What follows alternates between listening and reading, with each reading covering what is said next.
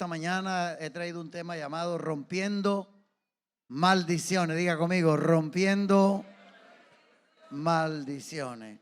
Dios quiere que tengamos la libertad. Dice el apóstol Pablo, dijo que debíamos estar en libertad con la que Cristo nos hizo libres. Juan capítulo 8, la primera parte dice: así que si el Hijo os libertare, seréis verdaderamente libres. Diga conmigo, así que si el Hijo os libertare, seréis verdaderamente ¿qué? Libres. Todos venimos de la esclavitud del pecado. Muchas veces enfrentamos situaciones complejas, dolorosas, y muchas veces nos vemos completamente impotentes. Muchas veces nos vemos ante situaciones sin solución. No vemos solución por ninguna parte. Por ejemplo, enfermedades sin un origen detectado. ¿Por qué aparecen? Y usted va donde el médico y el médico, no, pero usted no tiene nada. Se hace todos los exámenes habidos y por haber y no tiene nada. Por ejemplo, crisis repetitiva y continua. Personas que entran en unas crisis terribles. Crisis mentales. Por ejemplo, personas que a veces viven una inestabilidad. Hay inestabilidad matrimonial, generacional. Muchachos que se conocen, que se aman, que se pactan, tienen el paraíso ganado, todo es, caminan sobre nubes. Pero cuando se casan, aparecen circunstancias, situaciones. Y entonces los orígenes de todo esto son diversos. Hay diversos orígenes, pero sin duda alguna, muchas veces esto tiene una connotación espiritual. En el mundo espiritual. Pero les tengo buena noticia esta mañana. Tenemos el evangelio. Diga conmigo, tenemos el evangelio. ¿Y qué quiere decir el evangelio? Buenas noticias. Diga, el evangelio son buenas nuevas. ¿Tenemos buenas qué? Buenas noticias. Quiero que levante la mano esta mañana y declare la palabra. Juan capítulo 1, primera de Juan capítulo 3, versículo 8. Todas estas cosas están, todas estas cosas aparecen, pero levante la mano conmigo, diga, pero para esto apareció el Hijo de Dios. ¿Para qué apareció el Hijo de Dios? Para deshacer las obras del diablo. Léalo, dígale al que está a su lado, lea la Biblia, dígale, lea la Biblia. Dice, pero para esto apareció el Hijo de Dios. ¿Para qué? Para deshacer las obras del diablo. Pregúntele al que está a su lado, dígale, para esto apareció Jesús, dígale. Entonces dígale, ¿para qué? Dígale, ¿para qué? Respóndale, para deshacer las obras del diablo. Fue para esto que vino el Señor. Fue para esto que el Señor apareció, para hacernos libres. ¿Libres de qué? De toda maldición. El pecado nos maldijo y el pecado sigue vigente, pero hay una condición que Dios la coloca. Deuteronomio 10:19 está la condición y está a la vez el consejo de Dios. Dice la palabra: a los cielos y a la tierra llamo por testigos hoy contra vosotros, que os he puesto delante ¿qué? La vida y la muerte. Mire cómo dice, que hoy he puesto delante ¿qué? La vida y la muerte, la bendición y la maldición. Pero mire el consejo, escoge pues ¿qué? La vida. Ahí dice Dios, escoge pues la vida para que vivas tú y tu descendencia. Mire cómo dice el texto. Vaya anotando, lástima que no tenemos por el asunto de logística. Felicito a los muchachos por el evento del viernes, fue maravilloso, pero nos desarmaron todo y hay que esperar que lo vuelvan a armar. Entonces, definamos lo que es una maldición en términos bíblicos. ¿Qué es una maldición en términos bíblicos? En hebreo significa alguien insignificante y liviano con una condición baja para una declaración de juicio. O sea, el diablo no valemos nada, quiere destruirnos, quiere acabarnos. O sea, usted y yo para Satanás, ¿verdad? No tenemos valor, y lo que no tiene valor tiende a destruirse, a acabarse. Lo que no sirve está para dañarse. Eso es para el diablo, lo que es una maldición. En griego es una declaración de juicio dedicada a la destrucción de una invocación de un poder para dañar. Es algo que quiere dañarte, es algo que dañó el plan original de Dios cuando en el huerto del Edén ellos decidieron no la bendición. Y entonces esta declaración vino sobre ellos. En pocas palabras, es un estado donde la persona es reducida y entra a una condición de impotencia, donde va a experimentar el juicio divino que Dios no quiere sobre nosotros. Porque hay un techo que impide que Dios nos bendiga y se llama el pecado. Entonces hay un techo, y como Dios no puede ver el pecado, por eso cuando Jesús estaba en la cruz, Él volteó la mirada, porque Jesús estaba cargando el peso de nuestro pecado. Entonces hay un techo allí, y entonces es atacada por poderes de las tinieblas, ¿verdad? Al nosotros no tener esa cobertura de esa parte, entonces Satanás va a venir, y como dice Proverbios 26:2, como el gorrión en su vagar y como la golondrina en su vuelo, así la maldición nunca vendrá sin causa. Lo que nos está enseñando el Señor a través de este texto es que una maldición no va a tener efecto alguno si no encuentra lugar razonable donde operar. O sea, el gorrión es un ave que se pierde, o una golondrina que trata de hacer un nido. Eso es lo que hace una maldición, hacer un nido en nuestras vidas para impedir que tú tengas la bendición, para impedir que tú seas feliz, para impedirte la libertad que Dios tiene ya, que puedes gozar y disfrutarla. Entonces eso impide. Ahora está hablando ahí de un juicio de maldición que puede traer consecuencias y que se transmite generacionalmente, que nuestros abuelos, bisabuelos, tatarabuelos, recontrabuelos y recontramente abuelos trajeron sobre nuestras vidas y nos afectaron, y hoy en día podemos estar trayendo consecuencias. Mire lo que dice la palabra, Éxodo capítulo 20, versículo 4 o 5, hablando Dios de los 10 mandamientos, y mire lo que Dios le enseña a ellos, porque Dios le decía hagan esto. Dice 24:5, no te harás imagen ni ninguna semejanza de lo que está arriba en el cielo, ni abajo en la tierra, ni en las aguas debajo de la tierra. No te inclinarás a ellas, ni las honrarás, porque yo soy Jehová tu Dios, fuerte, celoso, que visito la maldad de los padres sobre los hijos, hasta la que tercera y cuarta generación de los que aborrecen. Entonces los hijos y nietos pueden heredar bendición o maldición. Entonces nosotros como hijos recibimos eso de nuestros padres, de nuestros abuelos, de nuestros antepasados.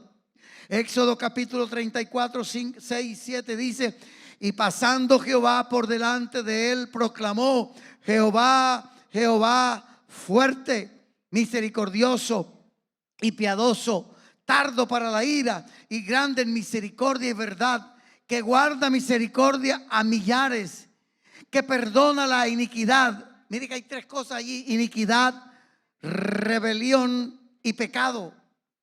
Dice, y que de ningún modo tendrá por inocente al malvado, que visita la iniquidad. ¿De quién? De los padres sobre los hijos y sobre los hijos de los hijos, hasta la tercera y cuarta generación. O sea que nosotros podemos estar recibiendo ese tipo de cosas. Por ejemplo, cuando Pablo le habla a Timoteo, allá en 2 Timoteo capítulo 1, versículo 5, mire lo que le enseña.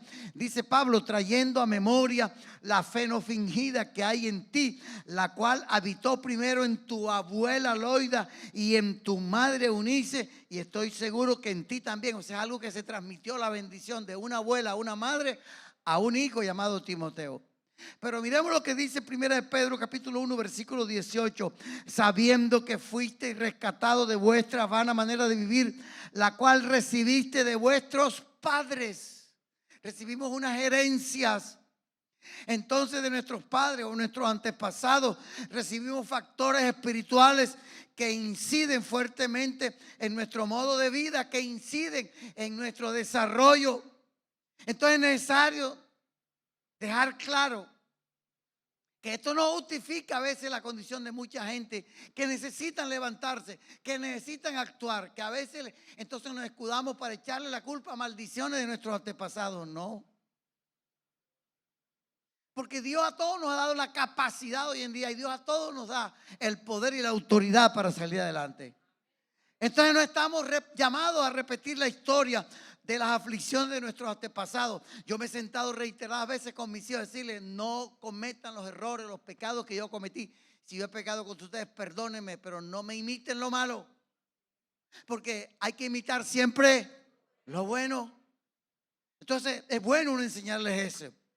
Entonces en Cristo somos llamados a ser libres. Cada uno de nosotros, ¿verdad?, tenemos que entender que hay evidencia o señales de las maldiciones. Por ejemplo, enfermedades genéticas o hereditarias. Usted anda al médico, si aquí hay un médico sabrá eso, que pregunta, ¿hay con este tipo de enfermedades en tu familia? Ah, mi mamá, ah, mi abuela, ah, fulano. Y en esos casos es muy importante observar en oración. Observar en oración a veces. ¿Por qué pasan esas cosas, verdad?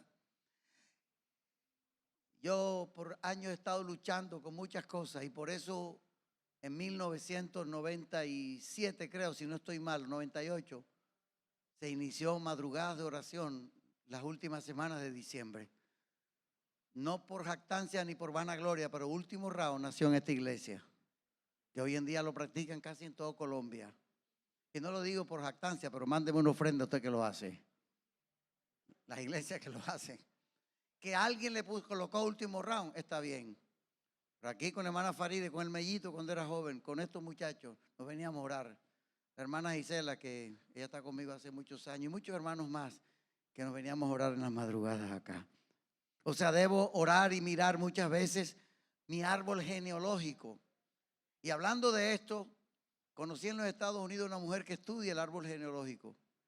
Y un día me envió que el apellido Flores es un apellido judío. Y yo vengo de unos judíos, pero de mis tatarabuelos atrás. Qué bendición. Pero también he observado que muchas veces podemos encontrar factores repetitivos que han traído aflicciones por parte de mi abuela pasada, que mis abuelas practicaron brujería, santería y porquería. Mi familia. Ahora, hay una enfermedad mortal que ha afectado a la familia durante varias generaciones y en la actualidad, y es una locura mental. Y ese es uno de los flagelos hoy en día. Por eso a la mente hay que ponerle, estate quieto, hay que cuidar lo que viene a tu mente, lo que piensas, lo que llega, porque muchas veces no eres tú, es el diablo que coloca eso. O muchas veces son maldiciones generacionales que llegan a visitarte. Y generalmente se concluye que son situaciones hereditarias, que son activadas en un momento de la vida por ciertas circunstancias que aparecen. Entonces el diablo, como no duerme, dice la Biblia que anda como un león, ¿haciendo qué? Buscando a quien devorar. Por ejemplo, supimos que nuestros antepasados, en el caso mío, la práctica del ocultismo fue un factor que genera situaciones de brujería, de miseria, y donde se consulta con muertos, mire, no vamos muy lejos. Usted va aquí al cementerio. Hace días estaba oficiando un sepelio y terminé y me acerqué a ver una familia que estaba reunida, y entonces cuando me acerqué, yo chismosamente acercándome a mirar una tumba ahí, resulta que me acerqué a ver por qué hablaban pasito, y la señora estaba reunida al lado de unos hijos, y la señora estaba hablando con el marido, pero el marido se había muerto. Entonces estaba diciendo, poniéndole las quejas, le decía: fíjate, mijo, esta mañana no sé qué, no sé qué, y este mes no sé qué, mañana vengo y te cuento otra vez. Yo me reí, pero en el fondo me di cuenta que estaba consultando ¿con qué? Con los muertos. Son prácticas de nuestros antepasados. Hechicería, gente que le gusta ir allá, o lo que les gustó, gracias a Dios hoy no. Gracias a Dios hoy la iglesia no consulta ese tipo de cosas. Y si lo está haciendo, arrepiéntase y no lo vuelva a hacer, porque eso trae ruina y miseria sobre su vida, trae enfermedad, trae depresión, trae todo tipo de manifestaciones demoníacas. Pero eso trae, mire, ¿por qué el país de Haití no se levanta? Un país sumido en brujería y hechicería y santería, un país que vive en una miseria y una ruina total, porque es uno de los países donde se practica abiertamente la brujería, por todo lo que es eso. No vamos muy lejos, me perdonan los hermanos venezolanos.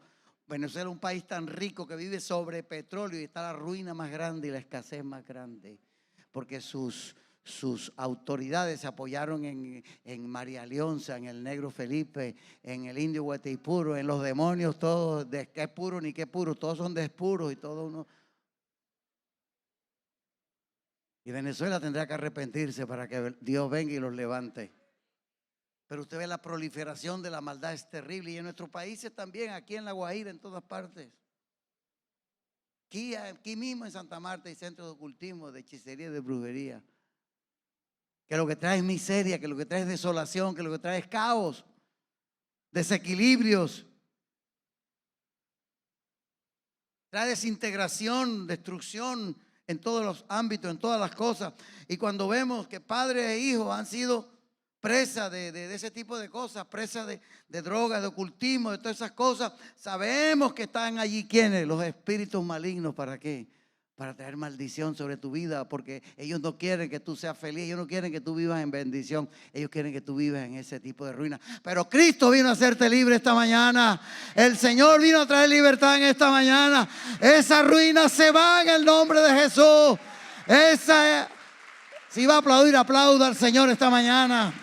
Aleluya.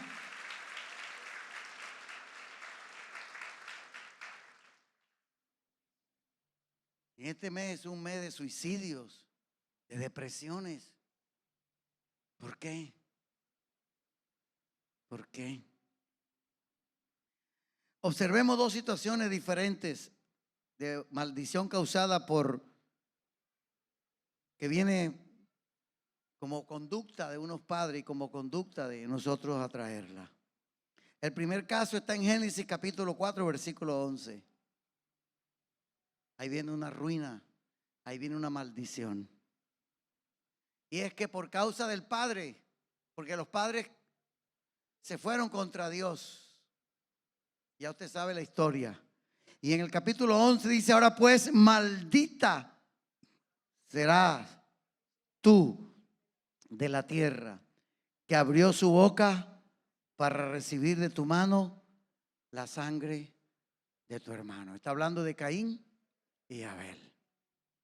El segundo caso está en Génesis capítulo 9, versículo 20-25. Dice: después comenzó Noé a labrar la tierra y plantó una viña y bebió del vino y se embriagó y estaba descubierto en medio de su tienda. Y Cam, padre de Canaán, vio la desnudez de su padre y lo dijo a sus hermanos que estaban afuera. O sea, se burló, se mofó, no guardó el respeto contra su papá. Entonces Sem y Jafet tomaron la ropa y la pusieron sobre sus propios hombros y andando hacia atrás cubrieron la desnudez de su padre, teniendo vueltos sus rostros, y así no vieron la desnudez de su padre. Y Y despertó Noé de su embriaguez y supo lo que había hecho su hijo más joven. Y dijo: maldito sea Canaán, siervo de siervos serán sus hermanos. Y así ha pasado por generaciones. Observemos dos situaciones diferentes. Antes de la ley, una maldición causada por el mismo Caín y lo que pasó con él. Y fue errante toda su vida. Y la segunda, una maldición que viene sobre un hijo, Canaán, por la conducta hacia su padre. Y cuando observamos estos estados, estos factores de definición, es como si viéramos el resultado de la ley, del pacto del Antiguo Testamento, de traer destrucción, porque al no poder cumplir con los requerimientos que la ley daba, no podía. Nosotros somos igual que ellos, porque no pudimos cumplir los requerimientos. Entonces nosotros tuvo que venir Jesucristo y por eso morir en la cruz y cargar el peso para que usted y yo seamos libres. Entonces Cristo pagó por nosotros toda maldición. Por eso somos libres ahora en el nombre del Señor. Por eso en nosotros ya no existe eso, pero está ahí todavía.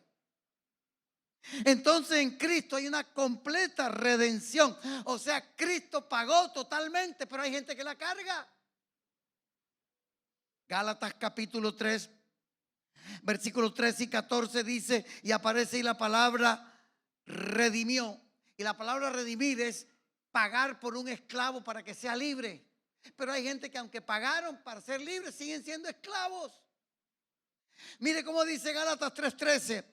La palabra redimir significa comprar un esclavo y sacarlo a la libertad. Eso fue lo que ha hecho Cristo con cada uno de nosotros. Dice, Cristo nos redimió de la maldición de la ley, hecho por nosotros maldición, porque está escrito: maldito todo el que es colgado en un madero, para que en Cristo Jesús, levante la mano conmigo, diga, la bendición de Abraham alcanzase a los gentiles. Diga, a mí es esa bendición, a fin de que por la fe recibiésemos la promesa del Espíritu. ¿Cuántos tenemos la promesa esta mañana? ¿Cuántos podemos decir gloria a Dios esta mañana? Y por eso la palabra redimir, sacarlo a libertad. Entonces la libertad de Dios es integral en la vida de nosotros. Diga conmigo, la libertad de Dios es integral en la vida de nosotros. Y yo voy a hacer una declaración esta mañana. Y usted va a ser libre en el nombre de Jesús cuando yo lo proclame. Pero yo necesito que usted, como dice Deuteronomios, tiene la vida, tiene la bendición y tiene la maldición. Usted va con el puño y con la boca a todo grito, va a decir, yo lo recibo en el nombre de Jesús. Entonces cuando yo lo diga, usted lo va a hacer. Entonces, ¿qué quiere decir? Que somos en Cristo Jesús libres. Quiere decir que somos libres de condenación, libres de aflicción, libres de miedo, libres de maldición y libres de escasez económica en el nombre de Jesús. Somos libres. Levante la mano conmigo y diga, somos libres. ¿Qué es lo que eso quiere decir? Eso quiere decir que ahora en Cristo somos diferentes porque podemos romper con esos pactos de Satanás. Que Satanás no tiene cabida en nosotros. Que nuestros hijos no tienen cabida. Nuestra familia no tiene cabida. Que aunque esté allí no podrán alcanzarlo porque la bendición de Dios es la que me alcanza a mí. Es la bendición de Abraham la que me alcanza. Dígame a esto.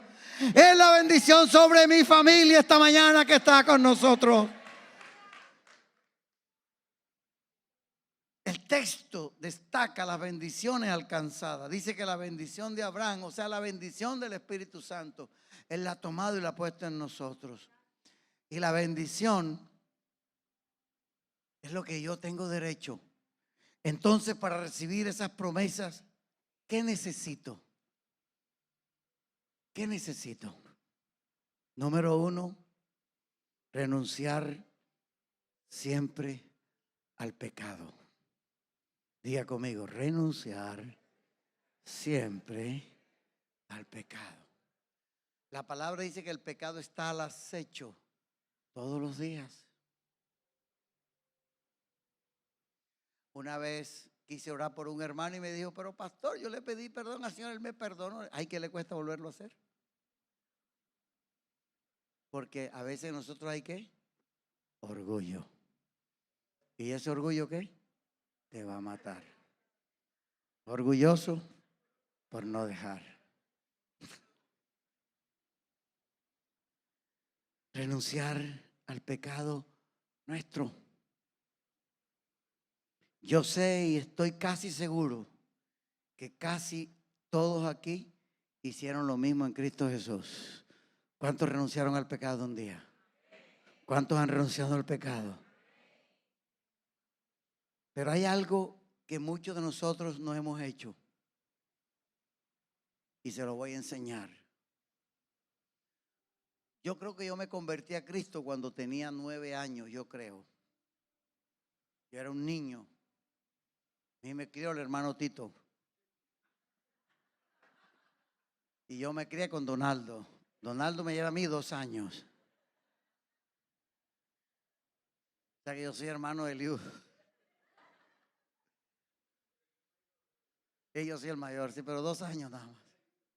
Ah, Liu es mayor que yo, sí, yo soy menor que Pachito, está bien. Hermano, yo iba a la iglesia y mire, antes a la iglesia ir, los cultos empezaban a las 9 y se acababan a las 4 de la tarde. Era un calvario ir a culto. Qué calvario ir a culto, hermanos. Y para remate, las sillas eran beteligeros, porque eran palos así, así, así y atrás. Y usted se sentaba y usted echaba para allá, echaba para allá. Y usted empezaba a bailar ahí el bailecito del meneado. Porque usted se imagina 9, 10, 11, 12, 1. Porque el pastor decía, aquí el Espíritu es el que manda y el que manda, manda y manda Jehová. Y aquí se acaba cuando Él lo decida. ¿Qué va a ser decida? Era Él. Y hoy en día el culto es 1 hora y media, la gente quiere ir corriendo. Era lo opuesto. Entonces yo era un niño y llegaba a la iglesia, a culto. Entonces yo ahí consagrado al Señor. Mi mamá me decía, ay hermano, porque en ese culto como era tan largo, mi mamá decía, el hermano Custodio tiene un especial. Entonces a mí me ponían una corbatica. Yo por ahí tengo una foto por ahí, tengo una corbatica, estaba yo chiquito. Ay niña, hace como 20 años yo me veía más bonito. Una corbatica.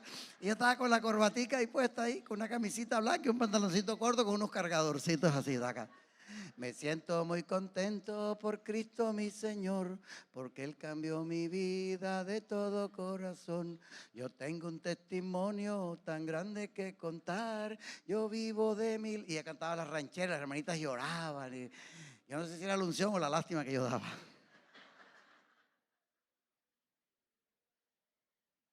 Y entonces yo me quedé en el evangelio. Pero cuando tengo 13 años mi mamá muere. Y yo entro en una libertad sin condiciones. Empecé a ver un mundo donde se me brindaba todo. Nadie me podía decir nada. Ya tenía 13 años y estaba en la edad de la adolescencia, que es la edad de la rebeldía.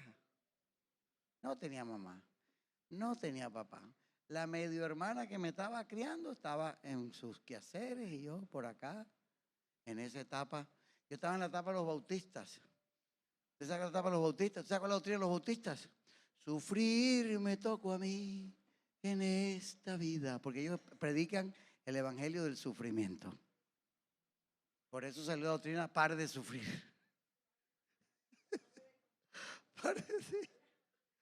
Ni tienes que sufrir, ni tienes que pagar. Cristo lo pagó por ti en la cruz del Calvario. Y entonces yo comencé a experimentar un mundo, un muchacho bonito, las peladitas me atraían. Entonces aparecieron las noviecitas, aunque no tuve sino una sola, la que tengo hoy, que hasta ahora no he podido con ella. ¿Qué más voy a conseguir yo? Imagínense. Pero entonces yo cada 3 meses me descarriaba. Entonces cada 3 meses el hermano Custodio al consistorio. ¿Qué era el consistorio? Era un cuerpo de diáconos que me ponían en disciplina y me flagelaban y me decían, usted se va para el infierno como va, usted es un diablo pecador, usted es un demonio aquí. y casi me destruyen. Porque hay gente que casi puede destruir a la gente. Gracias a Dios aquí no hay gente que destruye con la lengua. Levante la mano y diga, gracias Señor que aquí no hay. Pero hay gente que cuando no le cae bien pueden destruir a otro. Porque el evangelio es de acuerdo a la medida, es como un saco. Si me queda bien me lo pongo, si no, no. No, el evangelio no es así. Entonces, yo me la pasaba más en disciplina, al punto que un día el hermano Fernando me dijo, usted está reprobado, ya el cielo no es para usted lo espera el infierno. Y entonces me cantaban, y el infierno espera al desobediente, un día llorando allá llorarán, y yo, ¡ay! Me estoy quemando ya. Porque hay gente que en vez de ayudarlo lo destruyen. Entonces yo, un día, hermanos, un día me estaba tomando una malta en la esquina con salían unas maltas que se llamaban malta Cerbunión, unas negras, que cuando las mujeres estaban embarazadas se las tomaban y que eran buenas todavía. No era ponimalta, sino malta Cerbunión. Valga la cuña, me la tienen que pagar.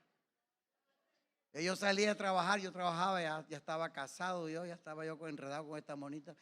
Y salgo de trabajar, y entonces me voy a la esquina cansado del culto, imagínense, voy a tomarme yo, porque esos cultos tan largos, y me estoy tomando, y una hermana me vio y fue y me acusó, me dijo, el hermano Custodio estaba tomando en la esquina. Y me llamaron a la semana siguiente, hermano Custodio, usted no puede cantar especial, usted no puede tocar la guitarra, usted no puede hacer nada, está en disciplina, se sienta atrás y nadie de la iglesia le habla, porque esa era la disciplina, nadie le habla. Era la Inquisición.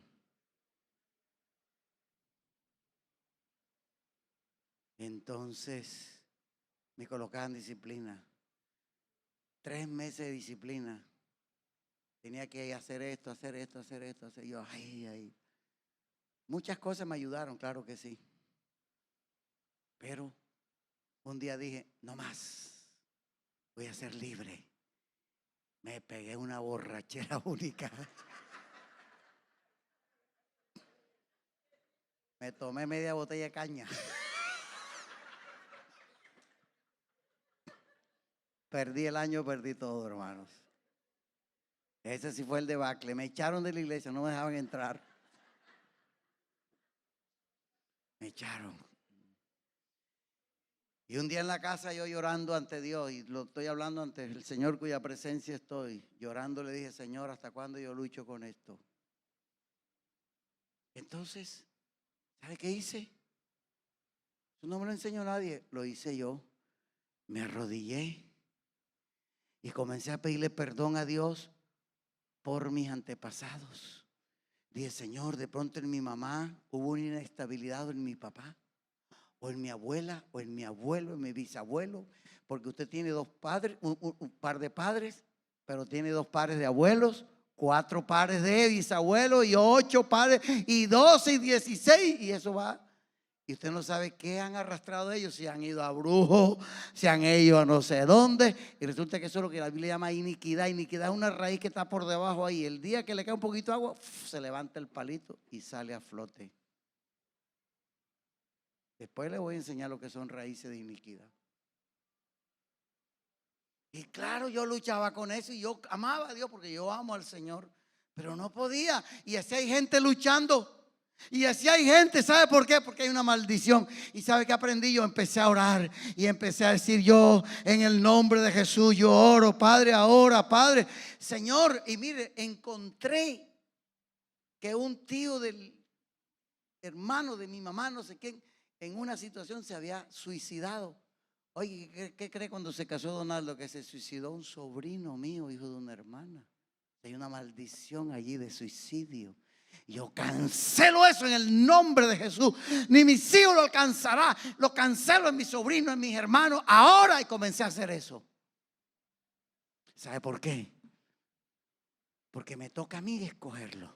Me toca hacer. Por eso quiero que usted levante esta mañana las manos al cielo y repita en voz alta, en el nombre de Jesús. Diga, en el nombre de Jesús. Diga, renuncio al pecado de mis padres, de mi abuela, mi bisabuela, mi tatarabuelo. Hable de su abuelo, tatarabuelo, abuela. Dígale, renuncio en el nombre de Jesús. Dígale de suicidio. Dígale de borrachera, de drogadicción, hechicería, santería. Diga, ruina, miseria. Dígale, te vas ahora. En el nombre de Jesús, échalo fuera ahora en el nombre de Jesús.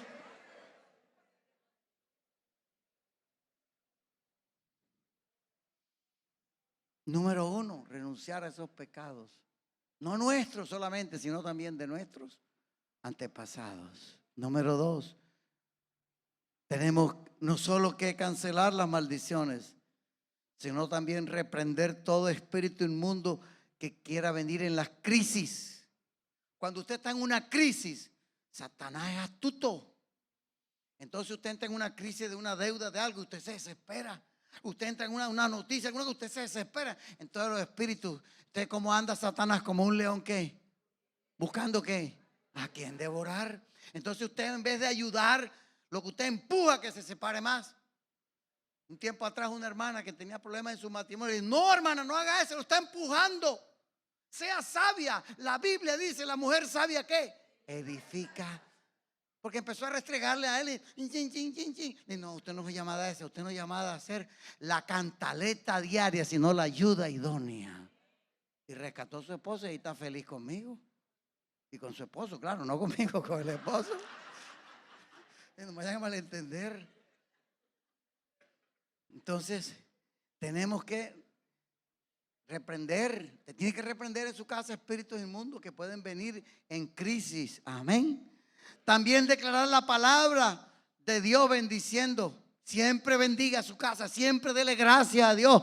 Mire, ya pasaron 11 meses y hasta aquí nos ha ayudado el Señor. No ha sido fácil, pero Dios ha estado con nosotros. ¿Cómo no decirle a Dios, gracias Dios que ha estado con nosotros?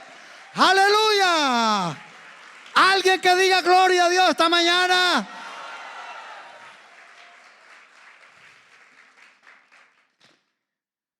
Número 4, hacer un pacto de amor a Dios y de fidelidad. Yo amaba a Dios, pero el hombre me quería destruir. Las personas, porque usted tiene malo, yo tengo mal. Uno a veces comete errores y la gente está así, vea. Así, vea. Y eso que es evangélico, y míralo, ve. Y míralo, ve. Mire, aquí se pierde más gente por los malos testimonios de muchos hermanos que por otra cosa. Porque vivimos en un mundo donde todo el mundo está. Porque somos cartas abiertas. Somos abiertos. Entonces hay que hacer un pacto de amor y a Dios y de fidelidad. Ahora, ¿qué es un pacto? Y mire lo que dice Jeremías 31, 33. Dice, he aquí que vienen días, dice Jehová, en los cuales haré nuevo pacto con la casa de Israel y con la casa de Judá. No como el pacto que hice con sus padres el día que tomé su mano para sacarlos de tierra de Egipto.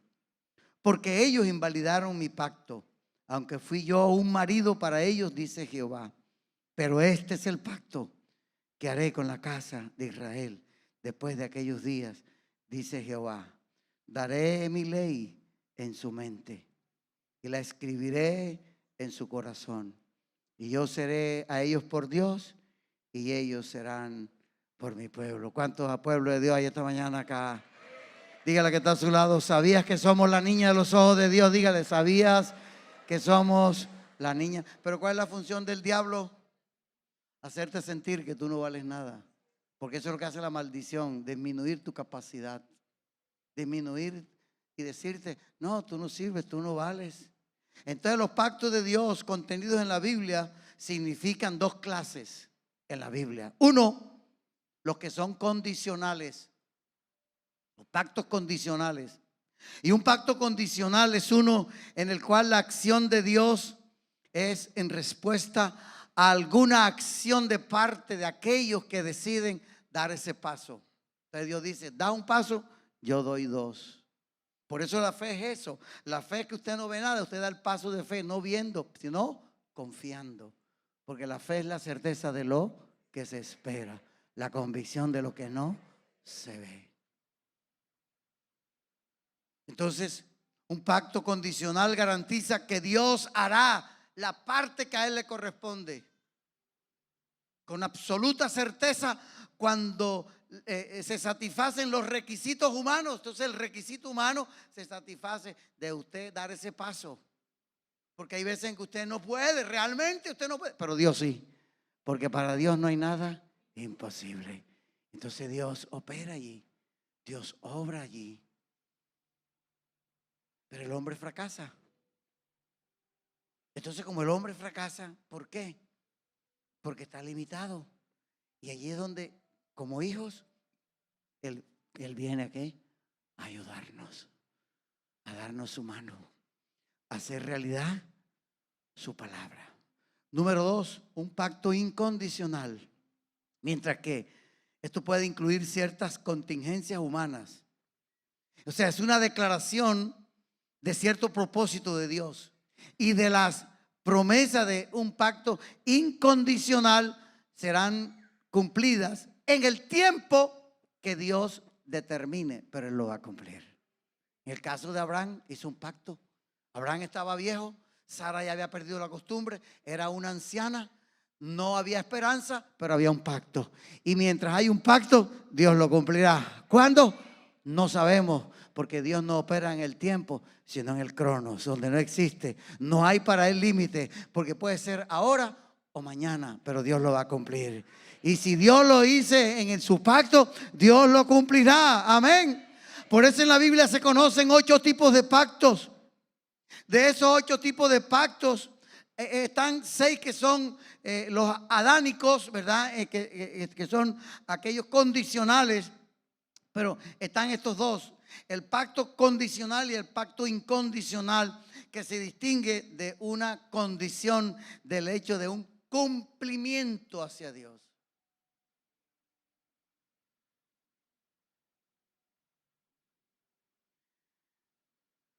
Por eso en 1996, que no recuerdo la fecha exacta, cuando en una crisis, haciendo lo que hacía, valga la redundancia, cuando muchachos que oraba por esa lucha que yo tenía, con esa lucha que me dominaba, con esa situación y tantas cosas. Entonces un día dije, en diciembre era el mes más triste para mí, más difícil para mí, como decía Guillermo. Pero yo un día dije, voy a decidir ser feliz. Y dije, Señor, has cambiado mi lamento en baile. Me vestiste de alegría, por tanto a ti, alma mía. Comencé a venir en las mañanas y se me unieron varias personas. Y entonces ahí vino la hermana Gisela, vino el Mellito y vinieron varios. Entonces comenzamos en el último diciembre. ¿Nosotros qué? Venir aquí a orar. Pero resulta que un día no había aquí facilidad económica. Estábamos en una, yo no digo en crisis, estaba en Cristo. Y estas piedras que usted ve aquí,